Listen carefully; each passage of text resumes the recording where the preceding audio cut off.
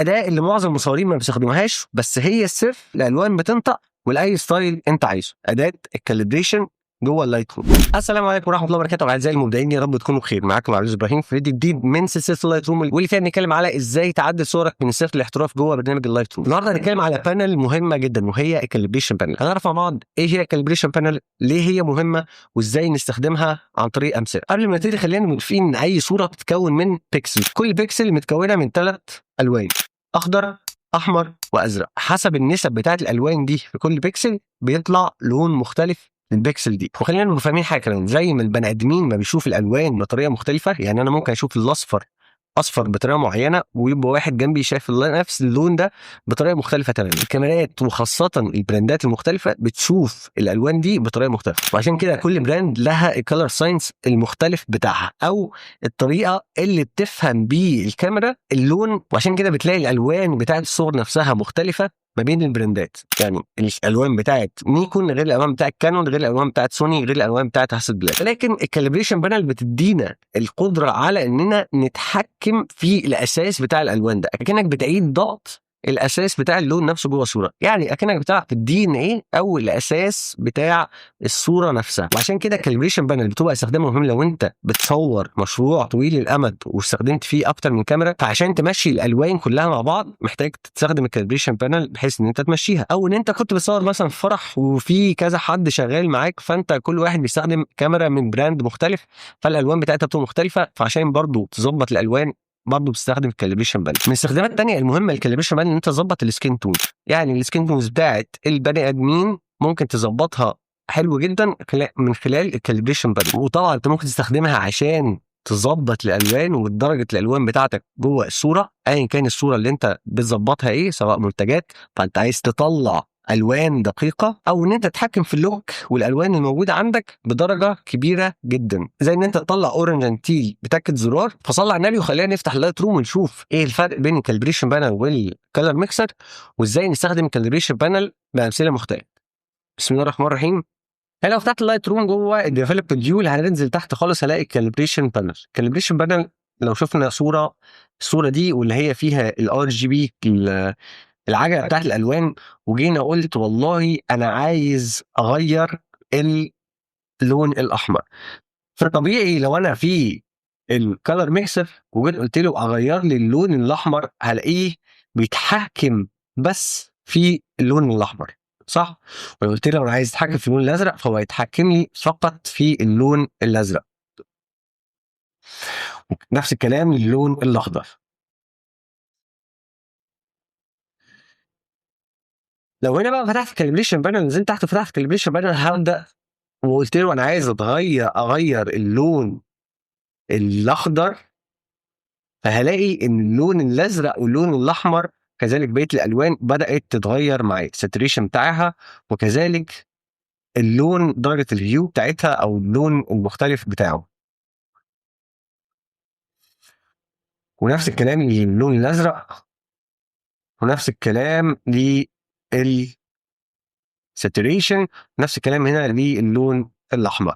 يبقى وانس ان انا بغير لون واحد هلاقي بقيه الالوان كلها بتتغير معايا. يبقى الفرق ما بين الكاليبريشن بانل والاتش اس ال او الكالر ميكسر ان الكالبريشن بانل بتغير لي الالوان جوه الصوره كلها، مش لون معين. يعني وانس ان انا اغير في الدرجه بتاعت لون واحد بس من الالوان دي هيغير لي بقيه الالوان كلها، فهو بيغير في الصوره كلها وفي كل بيكسل موجود جوه الصوره. الاتش اس ال او الكالر ميكسر بيغير لي لون واحد بس، او معنى صح البيكسل اللي فيها احمر واخضر وازرق وانا بتحكم في الاحمر، فهو هيغير لي اللون الاحمر فقط لا غير، مش هيلعب لي في الالوان التانية. هلا انا ناخد اول مثال هنا على الصوره دي لو انا شايف انا كنت اوريدي عملت فيها ادجستمنت وعملت فيها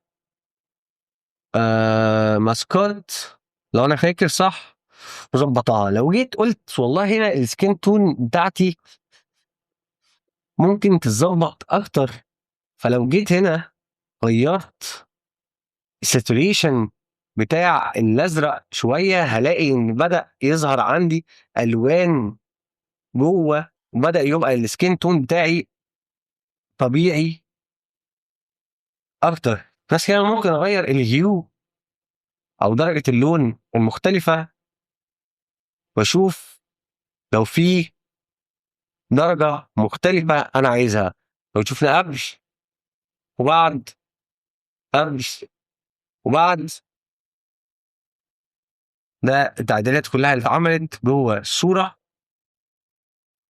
فشفنا هنا اصلا الصوره الاساسيه الالوان بتاعه السكين تون هي باهته شويه.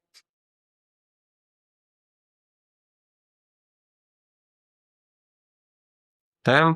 فانا هنا الالوان بتاعه السكين تون بقت مظبوطه عندي خالص. فانا كده فده اول مثال يخليني اشوف ان انا اقدر اتحكم في السكين تونز بتاعتي في الصوره. لو جينا هنا خدنا مثال كمان على الصوره بتاعه الراجل اللي بيعمل سيرفنج ده، وقلت والله انا هنا السكين تونز عندي مش مظبوطه خالص.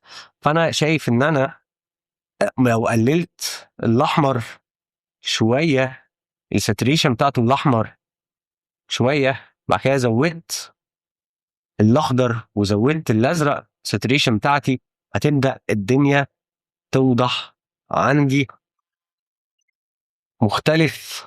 لو شفنا قبل وبعد، لقينا ان الصوره بقت احسن كسكين توم. يعني السكين توم بتاعتي لو انا قللت الاحمر وزودت الساتوريشن بتاع الاخضر وبتاع الازرق، بدا السكين تونز بتاعتي تبقى لونها كويس جدا.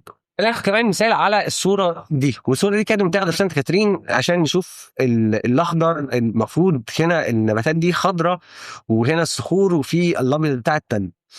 ولكن انا الالوان بتاعت الصوره نفسها مش عجباني خالص. فلو بدات ازود الساتوريشن بتاع الاخضر وبتاع الازرق، هبدا ان انا الالوان بتاعتي الاقيها ظبطت عندي شويه، وابدا اغير ازود كمان الساتوريشن بتاعت الاحمر، فلاقي ان الالوان بتاعتي في الصوره بقت كويسه.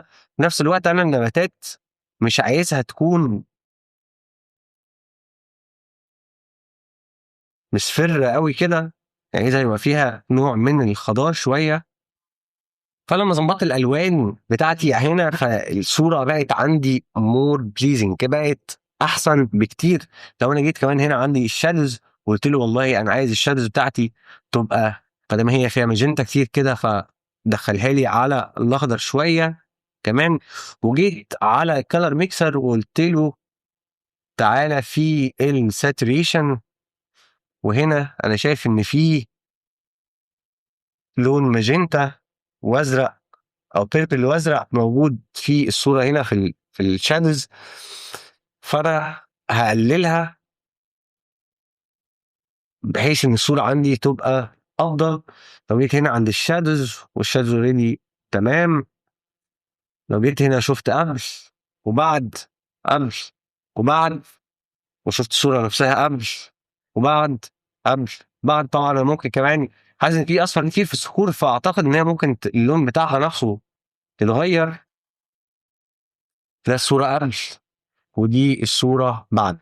غالبا لو انا مش فاكر الصراحه، مش فاكر الكلام ده صح ولا غلط، بس انا غالبا البروفايل اللي انا استخدمته نفسه في الصور دي كان اصلا لو كونتراست، لو ساتوريشن.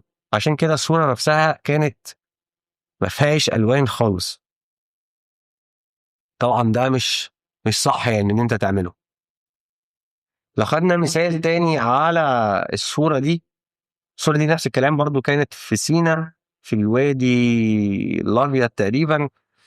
طبعا كده فتحنا الكالبريشن بانل وقلنا والله انا عايز اغير هنا. انا شايف ان مفيش الوان عندي اصلا في الصوره، وانا لو انا فاكر صح الالوان بتاعت النباتات دي كانت حيه، كانت خضراء. فلو جيت على الازرق وقلت له زود لي الساتوريشن بتاع الازرق شويه، وبالنسبه للاخضر نفس الكلام رجع لي هنا، وبالنسبه للساتوريشن بتاعت الاحمر نفس الكلام، زود لي هنا شويه، غير لي الاحمر بالنسبه للاخضر.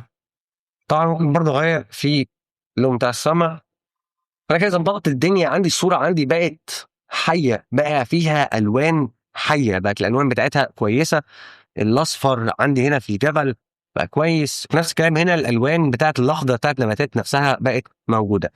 طبعا تاني انا ممكن ادخل على الكالر ميكسر وابدا اظبط بقى الالوان individually، يعني كل لون لوحده. طبعا لو احنا ملاحظين، لو انا حاولت ان انا اطلع من غير ما العب في الكالبريشن بانل واقول له والله طيب هنا مثلا، انا هنا اللي انا عملته ان انا زودت الساتوريشن والفايبرنس، وهنا انا زودت الفايبرنس بس، وهنا زودت الساتوريشن بس، وهنا انا اللي انا ظبطته هو الكاليبريشن بانل فقط. ولو ملاحظين ان الالوان هنا طبيعيه اكتر وفي نفس الوقت بتنطق اكتر. طبعا ده مثال لو انا عايز اطلع الالوان الطبيعيه. طب انا لو عايز اطلع مثلا حاجه زي الاورنج تيل، الاورنج اللي هو الساتوريشن بتاع اللوك بتاع الاورنج تيل اللي كانت او وما زالت مشهوره جدا، غيرت الكاليبريشن بانل بتاعتي، طلع عندي اللوك بتاع الاورنج تيل اللي مشهوره. وده من الامثله التانية اللي انت ممكن تعمل فيها، او من التطبيقات المختلفه اللي انت تعمل فيها بسهوله وتطلع اللوك اللي انت عايزه.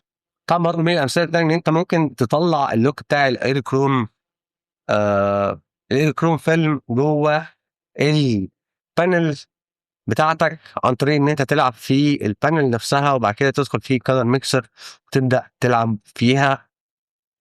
وده لو انت عايز تروح للوك معين. يبقى احنا كده شفنا ازاي نغير في الاساس بتاع الالوان بتاعتي في الصوره، وليه التغيير ده بيبقى مهم في احيان كتيره لما بنشتغل على سكين تونز او بنشتغل حتى لاندسكيبس او صور فيها مناظر طبيعيه، عشان نظبط الالوان بتاعتنا قبل ما نبدا نعدل عليها بكلر ميكسر او حتى نعمل كلر جريدنج جوه الصوره. قول لي في الكومنتات تحت، هل انت تستخدم كاليبريشن بانل ولا لا، او هل استخدمتها قبل كده ولا لا؟ وما تنساش تعمل لايك للفيديو وسبسكرايب للقناه وتفعل الجرس، ونشوفك الاسبوع الجاي في فيديو جديد من سلسله اللايت روم يوم الاثنين الساعه 8.